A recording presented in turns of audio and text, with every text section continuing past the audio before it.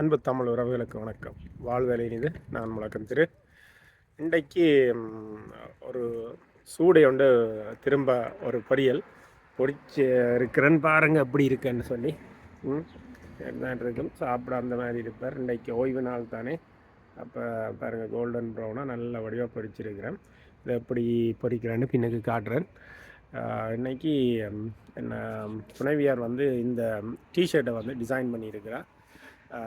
இதில் பார்த்தீங்கன்னு சொல்லினால் இதான் எங்களுடைய இசைக்குழுவோட ஒரு இலட்சணை லோகோ அது போட்டுச்ச டிஷர்ட் இதில் போட்டிருக்கும் வேர் வேர்ட்ஸ் ஃபெயில் வி ஸ்பீக்னு சொல்லி, எப்பொழுது சொற்கள் மௌனமாகிறோமோ அப்பொழுது நாங்கள் பேசுவோம்னு சொல்லி எங்களோட இசைக்குழுவுக்கு ஆங்கிலத்தில் நாங்கள் எல்லா மொழியிலையும் அடிக்கிறது எல்லா இனங்களுக்கும் இதன்றது. அதனால் தமிழர் மரபிசை கலைஞரம் தான் அதனுடைய பேர், Canadian academy of Tamil folk arts.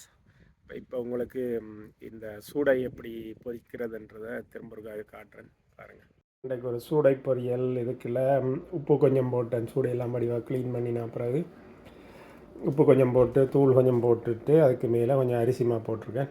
இனிய வேற கிளறி போட்டு அப்போ தான் இதில் நானுடைய எங்களை சொல்லியிருப்பேன். இந்த என்ன உரைப்பு உப்பு எல்லாம் வந்து சூடையில் ஒட்டும் கொஞ்சம் மா போட்டால் தான் இந்த மாவு போடலாம். இப்போ அரிசி மா போட்டிருக்கேன் நான். கோதுமை வந்து கோதுமை மா சரியில் இது அரிசி மா நல்லா இருப்பார். ஓகே, இங்கால எண்ணெய் சட்டி ரெடியாக இருக்குது. குறைஞ்ச ஹீட்டில் நாளை விட குறைய வைக்கிறது.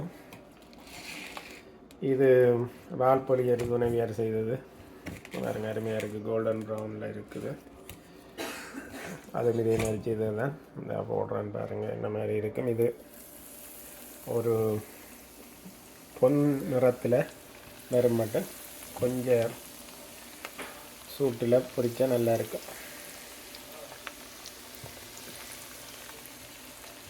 பெரிய மக்களை வாழ்தல் இனிது, எண்சான் உடம்புக்கும் வயிற்றுக்கும் நாவுக்கும் சுவை ஊற்ற ஒரு விளையாட்டு தான் இது. கிட்டத்தட்ட 4 நிமிஷம் பொரியும் எண்ணெயில்.